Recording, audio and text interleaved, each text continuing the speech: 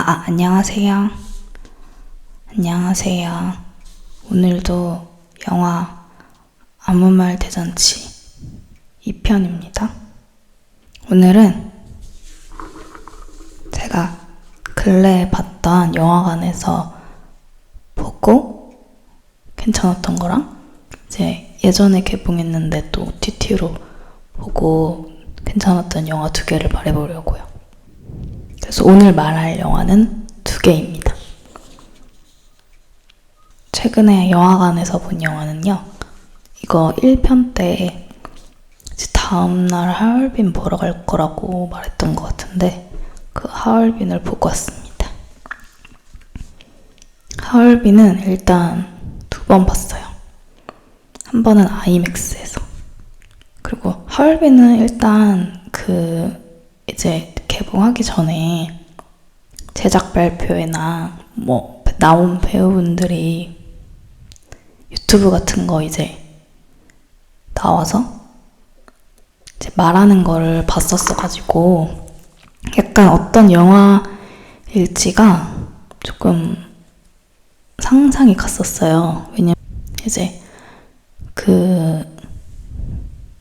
독립운동가에 대한 그 독립운동가들도 약간 다 똑같은 사람이다, 약간 이런 얘기를 계속 이제 해가지고 약간 이토 히로부미를 척결한 그 사건 자체보다 좀 약간 독립운동가들의 이런 마음이나 이런 거를 표현했나 보다 했는데, 실제로 영화관 가서 봤을 때도 그랬어요. 그래서 이것도 정적인 영화예요. 오늘 스포 유입니다. 스포 있어요. 그냥 말하려고요. 그래서 이게 카메라를 듄을 찍은 카메라로 찍었대요. 국내에서는 2번째로 그거를 해외 카메라인데 잘 안 빌려주는데, 그 촬영 감독이 유명해서 국내에서 2번째로 찍은 건데, 첫 번째는 이제 기생충이고 그 다음 이거 하얼빈이라고 하더라고요. 그래서 이제 약간 그게 자랑하는 화면이 나올 것 같다라고 생각했거든요. 왜냐면 이게 라트비아랑 몽골이랑 우리나라 이렇게 해서 3군데에서 찍은 거라, 이제 몽골은 약간 감이 오잖아요. 약간 그런 대자연 나올 것 같고. 그래서 실제로 그런 풍경을 보여줘요. 그거를 되게 멋있어요, 그 화면이. 그래서 약간 제가 친구한테 그 윈도우 화면 같다고 말했는데 약간 진짜 그런 걸 보는 느낌? 그래서 제가 이제 그거를 크리스마스 때 봐서 좀 빨리 본 편이거든요. 크리스마스 이브에 개봉을 했으니까.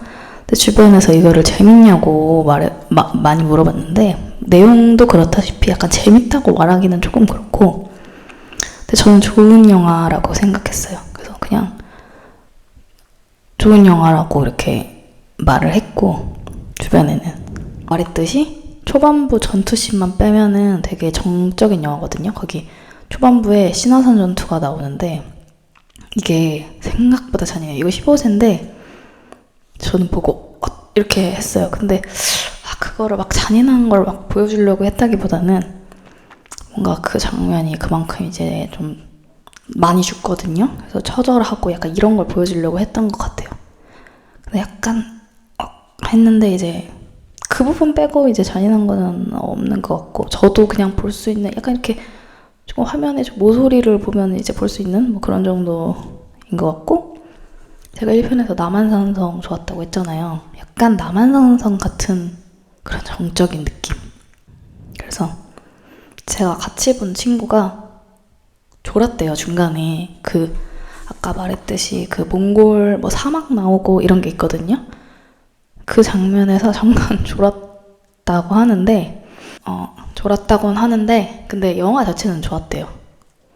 잘 봤다고.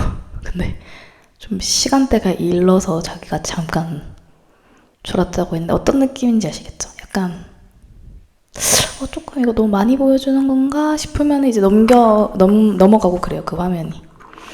이제 그 신화산 전투에서 이제 살아남은 일본 군들이 있어요. 그러니까 거의 진짜 많이 다 죽었고 이렇게 시체가 막 깔려 있는데, 근데 그때 이제 안중근 의사가 이제 만국공법으로 살아있는 그 잡은 포로들은 풀어줘야 된다 이렇게 얘기를 하거든요. 그래서 이것 때문에 이제 거기서 의견이 분분해요. 이걸 살려서 보내주면 안 된다 약간 이러면서. 근데 이제 되게 강력하게 이렇게 말을 해서 살아서 일본군이 이제 자기 막 죽이라고 그러거든요. 거기 모리라고 이제 나오는 이제 쭉 이제 안중근 의사를 쫓는 그런 모리 군인인데, 이제 안중근을 계속 이제 쫓아요 그 이후로. 왜냐면 자기를 군인답게 막 난 죽겠다 막 이러는데 살아서 이제 보내줬으니까. 근데 살려서 보내줬을 때 안중근의 동지들도 이제 막 약간 의견이 분분한 거예요. 근데 문제는 이제 이창섭이라는 그런 인물이 있는데, 이창섭이 이끄는 군 부대들이 이제 나랑 맞지 않는다 이래서 떠나버려요. 그리고 이제 안중근가 이제 같이 다니는 뭐 우덕순이랑 김상현 이렇게 이제 그 안중근과 함께 하는 이제 거기는 쉬고 있었던 거예요. 어떤 이런 곳에서. 근데 폭탄도 떨어뜨리고 이제 다 죽은 거죠. 그래서 그 전투에서 살았던 동지들이 그 보내준 그 일본군들 때문에 다 죽어요. 그래서 그러고 이제 그때 잠깐 안중근이 이제 밥을 찾으러 뭐 먹을 걸 찾으러 간 거였거든요. 그래서 혼자 살아서 이제 살은 거고, 그 공격을 받았을 때 몰랐다가 돌아오니까 동지들이 다 죽어 있는 거예요. 그래서 아무튼 이거를 그래서 친구랑도 얘기를 했어요. 그거를 어떻게 살려서 내가 보내줄 수 있을까? 그게 법이라고 해도 약간 동지들이 어쨌든 지금 같이 전투 끝나고 옆에 다 시체로 있는데 그렇게 보낼 수 있을까? 약간 이런 말을 했었고, 뭐 아무튼 그렇게 해서 이야기가 처음 시작돼요. 그래서 안중근 의사가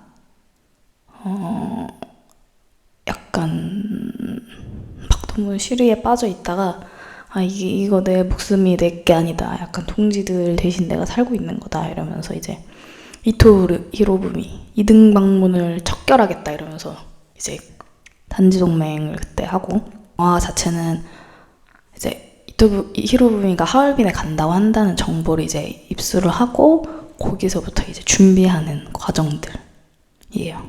그래서 그 중간중간에 어쨌든 사건들이 있단 말이에요. 그때 이제 그 안중근 의사가 되게 막 쫓기면서 막 그렇게 떠는 장면도 있고 막 괴로워하는 장면도 있고 막 고뇌하는 장면도 있고 막 그래요. 그런 걸 보여주려고 했던 영화 같고, 근데 그게 이게 약간 템포가 느린 템포니까 지루하다고 느끼는 사람이 있는 것 같아요. 친구도 그렇게 약간 잠깐 졸았듯이. 그거는 이제 풍경 나온 부분에서 좋은 거긴 했는데, 아무튼 그래서 이제 어쨌든 일제강점기 얘기하면, 독립운동하면 약간 밀정이라는 게 나오잖아요. 다 여기도 그 얘기가 나오거든요.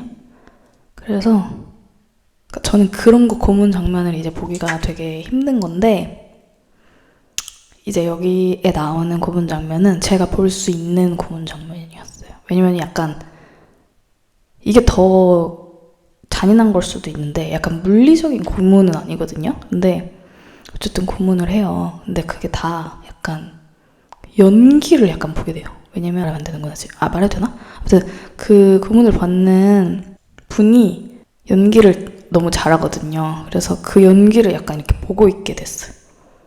일단 그런 막 물리적인 고문은 아니긴 한데, 아무튼 그것도 보기 괴롭긴 한데, 아무튼 연기를 너무 잘해서 그 이제 연기로 약간 끌고 가는 느낌이라 되게 불쌍하게 어쨌든 표현을 한단 말이에요. 그러니까 밀정이 된 이후에 이제 그 화면이 보여지기 때문에 약간 그냥 살고 싶었다, 뭐 너무 괴로워서 그랬다, 약간 이렇게 생각할 수 있게 하는데, 이제 그때 그 일본 그 군인이 스테이크를 이렇게 썰어서 먹고 있는데 이렇게 스테이크를 약간 짐승한테 주듯이 이렇게 던져서 먹으라고 한단 말이에요. 근데 그거를 이렇게 약간 보다가 그 손으로 이렇게 자기가 이렇게 집어서 막 먹어요. 우걱우걱 이러면서 막 눈물을 또르르 흘리는데, 이제 그런 거는 약간 결국에 본인이 선택했다라는 거를 보여주려고 하는 것 같았어요. 약간 이렇게 막 보고 있다가 고기를 이렇게 막 들어서 막 우걱우걱 쓰면서 뭔가 다짐을 하는 듯한데 막 눈물을 흘린단 말이에요. 뭐 동정할 여지를 주지 않는 듯한 느낌? 이렇게 너무 불쌍하고 약간 이럴 때 약간 그런 서사를 주지 않으려고 하는 느낌. 그래서 좋았어요. 왜냐면 어쨌든 그렇게 선택하지 않은 사람들도 많이 있었을 테니까. 그리고 이제 그 밀정이 나타나는 연출. 그 밀정을 이제 찾아내거든요, 독립군들이. 그 연출이 이제 기차에서 이렇게 흔들리는, 이렇게 흔들릴 때, 보일 거, 이렇게 얼굴이 보일 것 같은데, 막 이러면서 이렇게 하다가 이렇게 보여줘요. 아무튼 그 연출이 약간 기가 막히고, 결국에는 밀정이 누군지 말 안 할게요. 그 사람한테 안중근 의사가 또 기회를 줘요. 지금은 두려움에 떨고 있지만 극복할 거라고 그러면서. 근데 이게 약간 초반에 일본군을 그렇게 풀어줬는데 그 일본군이 공격을 했잖아요, 다시. 그냥 돌아가라 했는데. 근데 이제 여기서는 기회를 주고 결국에는 마지막에는 그 일본 군인을 그 밀정이었던 사람이 처단하거든요. 그래서 그 다시 기회를 줬을 때 그렇게 변화한 게 약간 초반부랑 완전 맨 마지막부랑 약간 대꾸를 이루어가지고 약간 일부러 그랬나? 약간 그런 생각을 했고요. 그리고 이거는 말이 많았던 것 같은데 대사들이 진짜 어떻게 알고 썼지? 약간 이렇게 될 줄 몰랐을 텐데 어떻게 저렇게 썼지? 싶은 되게 뭔가 현 시점을 반영하는 대사들이 진짜 많고 좋은 대사들이 아무튼 많아요. 그거는 직접 들으셔. 그리고 제가 아이맥스로 본 이유는 어쨌든 아이맥스 카메라로 찍었고 그 화면이 아이맥스로 이렇게 뭔가 되게 멋있을 것 같다라는 걸 1회 때 그걸 생각하면서 봐갖고 이제 큰 화면으로 보고 싶다 해가지고 본 거였는데 큰 화면으로 볼 때 확실히 그 자랑하는 풍경샷들이 훨씬 멋있어요.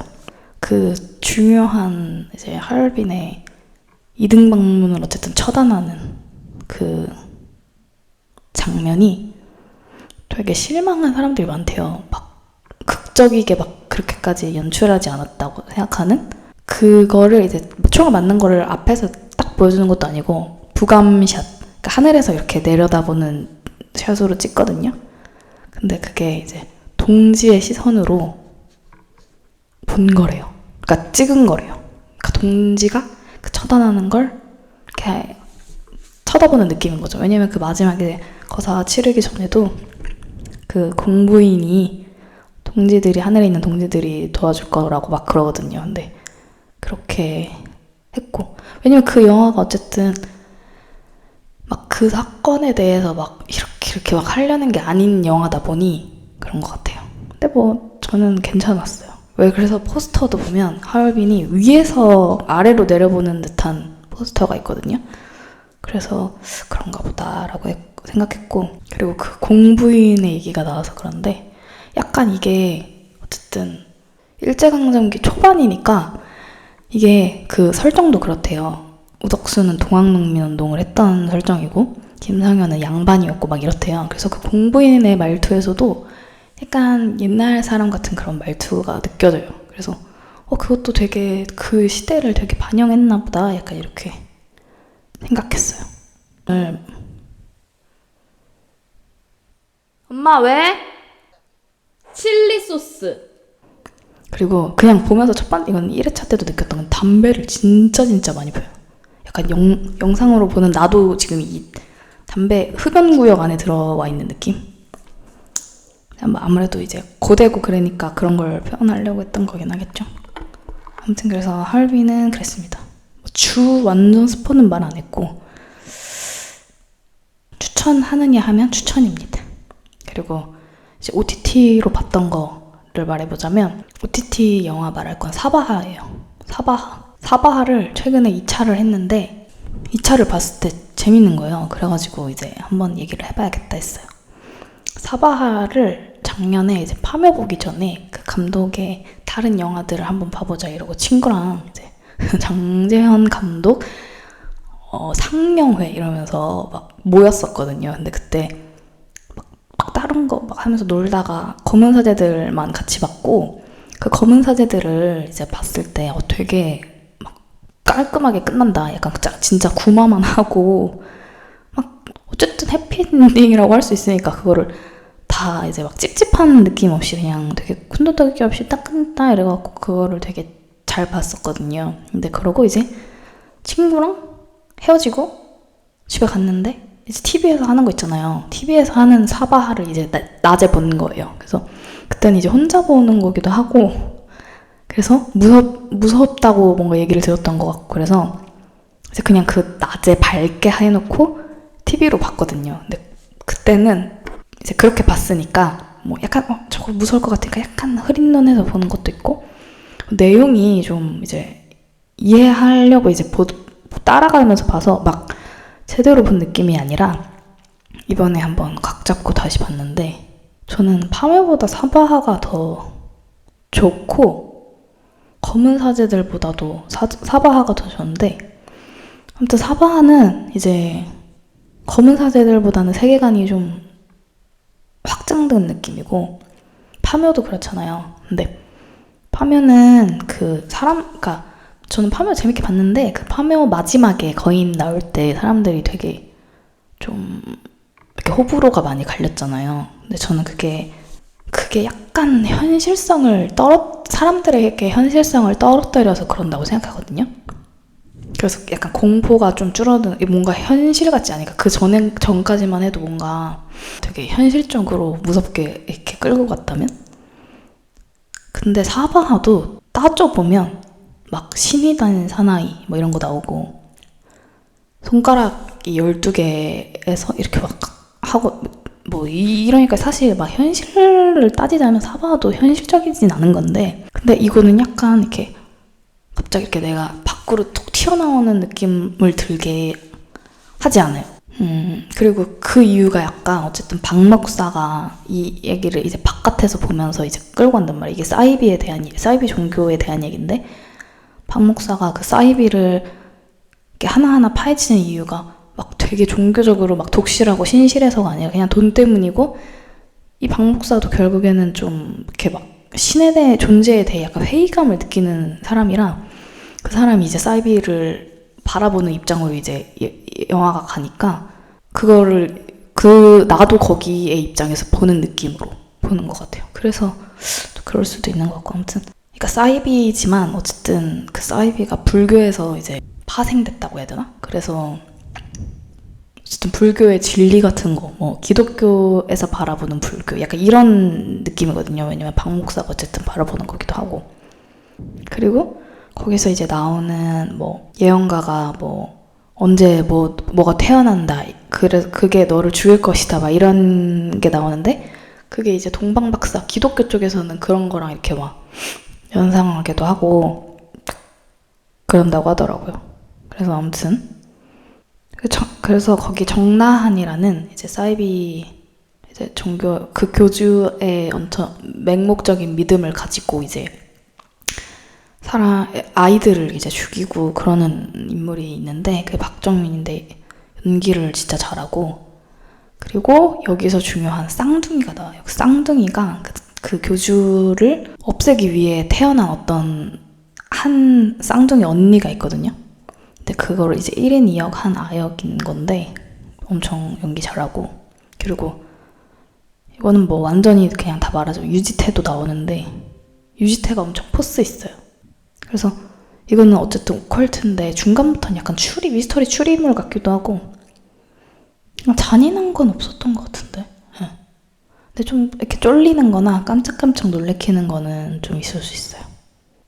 왜냐면 좀 약간 쫄리고 무서운 부분이 그 정나한이 이제 꿈꾸는 장면들인데, 그거는 약간 꿈이니까 그냥 이러면서 또, 근데 그 꿈을 꾸는데 막 잠자는 데가 너무, 그런 방에서 자면 진짜 나쁜 짓을 안 해도 그런 악몽에 시달릴 것 같아요. 그러니까 자기가 나쁜 짓을 했으니까 어쨌든 그 아이들이 찾아와서 그 악몽을 꾸는 건데, 그냥 그런 방에서 자면 촛불 켜놓고 막 탱화 벽지 막 이런 거 있거든요. 되게 무시무시하게 생긴 그런 데서 자면 아무 짓도 안 해도 악몽 꿀 것 같아요.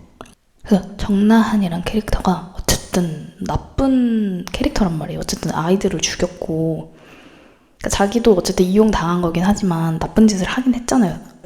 그 코끼리가 있어요. 코끼리의 눈을 바라보는, 이것도 약간 불교적 어떤 거였나? 근데 이제 유지태가 어쨌든 그 나쁜 그 교주거든요. 결국 116살인 젊어 보이지만, 근데 그 유지태는 그 코끼리의 눈을 무서워해요. 근데 이제 그때 정나한은 그냥 추워 보인다고 하거든요. 그 코끼리를.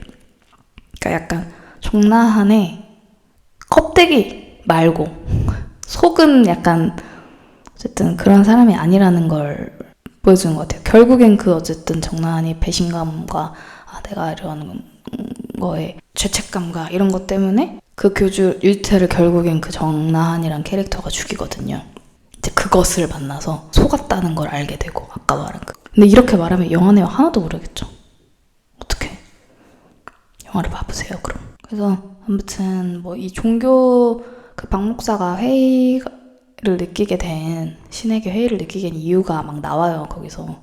근데 제가 그거를 예전에 교회 뭐 다녔다고 하기도 조금 그렇지만 애매하게 이제 좀 갔을 때 제가 겪었던 일하고도 되게 비슷해요. 제가 겪은 게 아니고 이제 어떤 일을 겪었어 이제 그 교회에서 그분들을 위해 이제 기도합시다 약간 이렇게 했는데, 뭔가 이렇게 종교 뭔가 신에 대해서 약간 왜? 약간 이렇게 되는 거죠. 이거는 근데 기독교인 사람들은 이제 그 사람들의 해석 방법이 있겠지만, 저는 그때 이제 다닌 지 얼마 안 되고 막 그랬어서 그게 나랑은 안 맞나 보다 하고 저는 이제 교회를 안 갔거든요, 그 이후로. 근데 이 박 목사의 그러니까 박 목사가 그런 이유 때문에 회의주의자로 바뀐 것처럼 말이 나오는데, 이게 실제로는 자기가 겪은 일인 거예요. 남의 얘기처럼 말하거든요. 근데 이게 무슨 프리퀄 웹툰에 나오는데 그 자기 얘기래요. 그러니까 그걸 자기가 겪고 나서 신이 있다면 왜 그렇게 하는가? 약간 그런 대사가 아무튼 나와요. 그래서 그런 거 그냥 그런 거 생각해보는 것도 재밌었고, 그리고 이제 코멘터리도 봤거든요. 근데 진짜 감독 그 장재현 감독님 엄청 오타쿠 같아요.